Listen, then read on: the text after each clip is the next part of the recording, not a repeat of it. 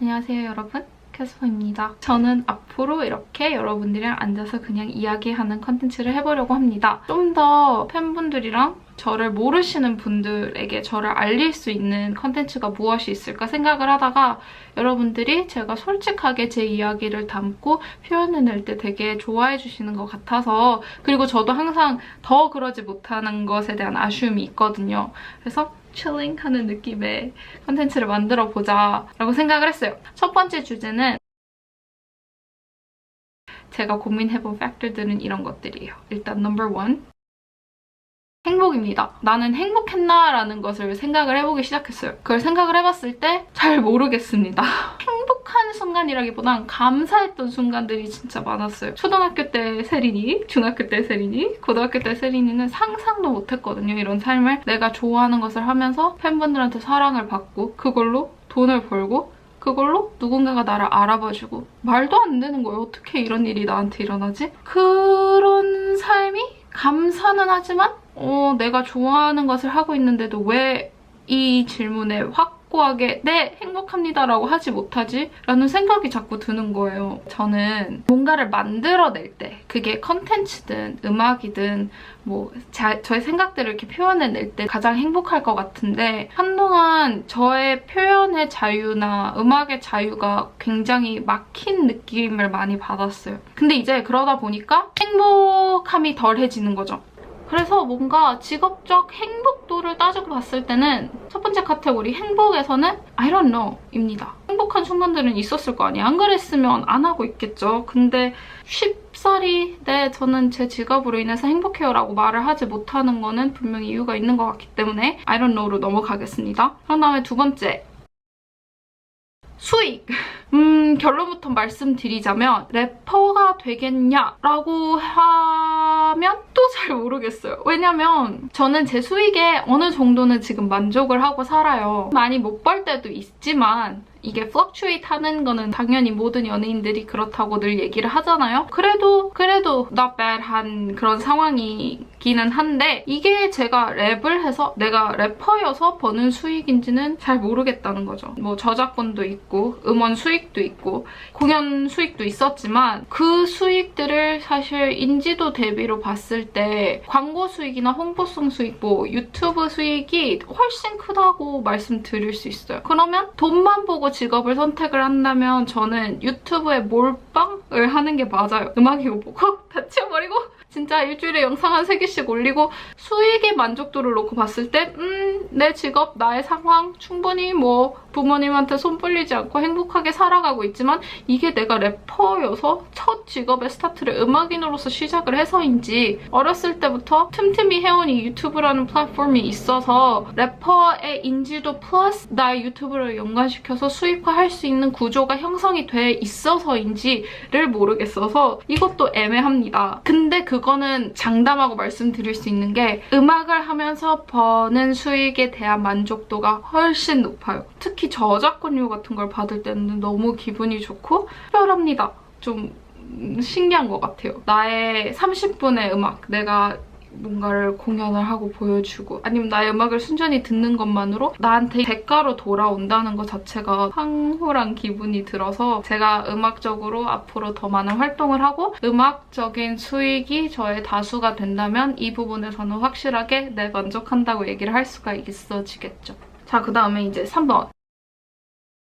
가족과 친구 관계입니다. 저는 평생을 거의 할머니랑 굉장히 많은 시간을 보냈거든요. 엄마, 아빠 두 분 다 사업을 하시고 엄청 바쁘시고 학교 끝나고 오면 외할머니랑 둘이서 엄청 많은 시간을 보냈는데, 정신없이 이제 서울에 올라와서 음악 활동을 하는 6년이라는 시간 동안 거의 부산에 내려가질 않았어요. 새로운 친구들, 여기서 일, 미팅들, 내 멘탈, 작업 이런 게 너무 나한테 중요해서 잊고 있었던 것 같아요. 우리 할머니가 나이가 엄청 많다는 거를. 저희 할머니가 지금 24년생이시거든요. 96? 97? 작년부터인가 이제 제가 좀 마음의 여유를 갖고 저 스스로를 재촉하지 왜 이러지? 왜 이래?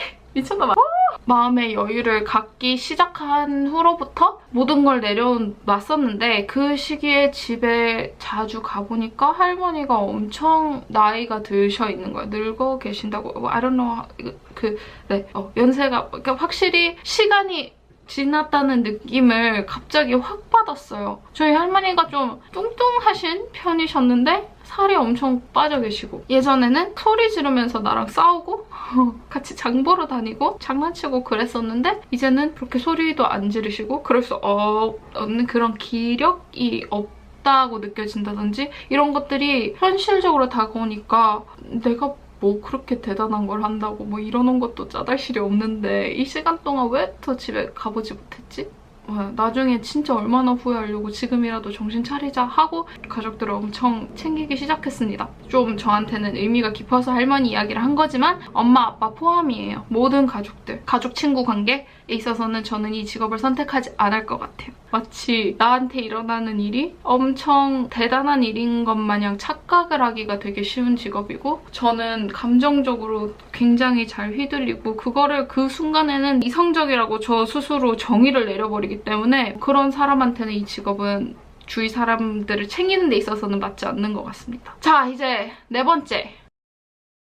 꿈이라는 단어를 제가 써놓은 게 그러면 이제 그냥 형식적으로 나의 꿈을 이룬다. 한 번 사는 인생이고 언제 죽을지도 모르는 삶인데 내가 음악을 해보고 싶고 내가 가수가 되고 싶고 래퍼가 되고 싶어서 앨범도 내봤고 말도 안 되는 경험들도 해보고 이런 거면 의미가 있지 않냐라고 생각을 했는데 이것도 애매해요. 그게 애매한 이유는 목표를 자기가 어딘가에 두느냐에 따라서 굉장히 다른 것 같아요. 사실 저는 꿈을 이뤘다고 할 수도 있는 거잖아요. 그렇지 않나요? 래퍼가 꿈이야 라고 하면 사람들이 저를 래퍼로 아니까 뭐 아니라고 하는 사람들도 있겠지만 래퍼로 아니까 저는 꿈을 이룬 거고 진짜 단순히 놓고 보면 꿈을 이룬 건데 이것 또한 정말 많은 음악하는 분들과 연예인 분들이 공감하실 거라고 생각을 하는 거지만 꿈을 이뤄놓고도 그 꿈 안에 무슨 약간 섭 카테고리가 있듯이 세분화되는 것처럼 또 짜잘한 꿈들이 생깁니다. 저한테 있어서의 큰 컴플렉스는 래퍼라고 하면서 아티스트라고 하면서 어딘가에 공연을 갔을 때 대중들한테 완벽히 사랑받은 노래가 없다는 점. 저라는 사람은 뭐 지나가다 어디서 한번 봤을 수도 있겠죠. 쇼미더머니, 언프리티, 페이스북 광고, 유튜브, 기타 등등 다른 프로그램들 들어는 봤을 수 있지만 걔 그 노래 부른 애잖아 라고 할 만한 노래가 없다는 거. 그래서 공연을 할 때 나라는 사람의 역량만으로 무대를 채워야지 관객들의 호응을 받아들일 수 있지 이 원래 깔려있는 노래에 대한 교감이 없기 때문에 부담감이 훨씬 커진다는 거. 그냥 편하게 내가 무대를 행복한 느낌으로 하는 게 아니라 소통보다는 평가, 끝없는 그런 느낌이 저한테는 엄청난 컴플렉스예요.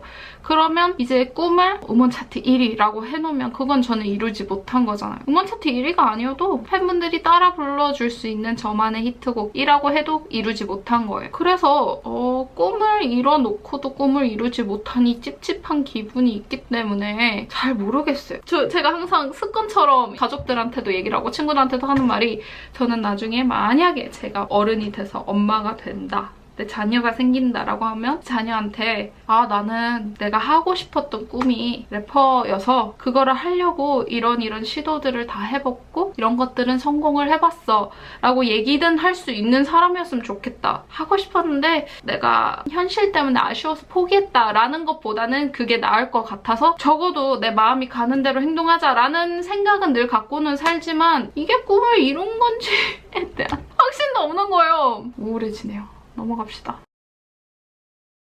포기해야 할 것들, 모든 것들을 총합해서 정리를 하는 카테고리라고 생각을 해주시면 되는데요. 좋은 점들은 오늘 딱히 얘기를 안 했습니다. 랩을 하면서 좋은 점 진짜 많죠. 간략하긴 얘기했는데 와, 음악하고 내가 만든 걸로 돈도 벌고 사람들이 알아봐주고 칭찬도 해주시고 너무너무 좋은 거니까 이거는 빼놓고 이제 포기를 해야 되는 것들. 기회비용. What are my opportunity costs? 결론적으로는 모든 사람들이 다 똑같은 거긴 하지만 그 직업군들 중에서도 유독 시선에서 자유롭지 못하다. 이거는 저는 팩트라고 생각을 합니다. 무슨 행동을 하던 그 평가를 받고 감수해야 되고, 저는 그 평가를 하지 마세요라고 하지 않아요. 저는 감수를 해야 되는 거라고 생각을 하고 받아들여야 되는 부분들이라고 생각을 합니다. 그래서 저는 오히려 더 힘들었어요. 이거를 제가 싸우고 야 니네가 뭔데 나한테 이런 말들을 해? 라는 마인드로 살 수 있었다면 적어도 이렇게 지난 3년이 이렇게 힘들진 않았을 거거든요. 내가 음악을 들려주고 영상을 올리고 방송에 보여지고 어쨌든 이 수많은 사람들한테 오피니언을 달라고 하는 거지 내 식대로 너가 틀린 거야 이거는 말이 안 되잖아요.